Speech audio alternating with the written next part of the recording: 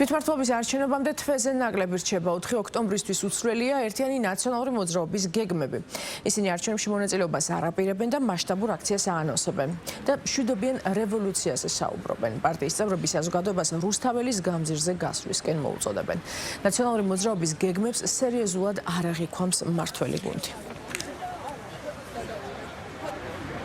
ჩვენი მიზანი არის საქართველოს გადავარჩინოთ და ხელისუფლების ბერკეტებს ჩამოაცილოთ მოღალატეთა და კრიმინალთა რუსული ბანდა, რომელიც აქცევს ჩვენს ქვეყანას, რომელიც ის ფაქტორია ჩვენს ქვეყანაში, საქართველოს დაიცალა ქართველებისგან, რომელიც ძარცვავს საქართველოს ეკონომიკას, ბიუჯეტს, ყლებს ყველაფერს, რაც კი ხელში მოხდება, სახელმწიფო ქონება, ერის და ხალხის საკუთრება და ყველაფერს აკეთებს საქართველოს საერთაშორისო იზოლაციისათვის და იმისათვის, რომ პუტინის გეგმის შესაბამისად საქართველო გახდეს რუსეთის ვასალი რაღაცა. უნდათ რომ თავისი მხარდაჭერები რაღაცნაირად შეაგულიანონ, იმიტომ ყველანაირად გაუბედურებული, არანაირი რესურსი არ გააჩნიათ მხარდაჭერის, თანადგომის, ყველანაირად ნიხილივში არიან გადავარდნილი, იმიტომ რომ ხალხი ხო ხედავს ვინ არიან, რას წარმოადგენენ, აი გუშინდელი მაგალითიც, ხო?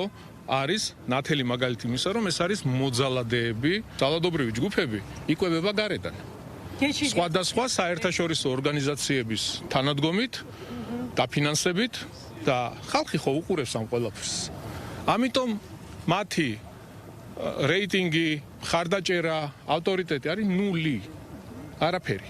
შესაბამისად იგონებენ რაღაცეებს, რომ 4 ოქტომბერს მე ვთქვი და კიდევ ერთხელ გავიმეორებ, აბა ვინმე რამე გაბედოს.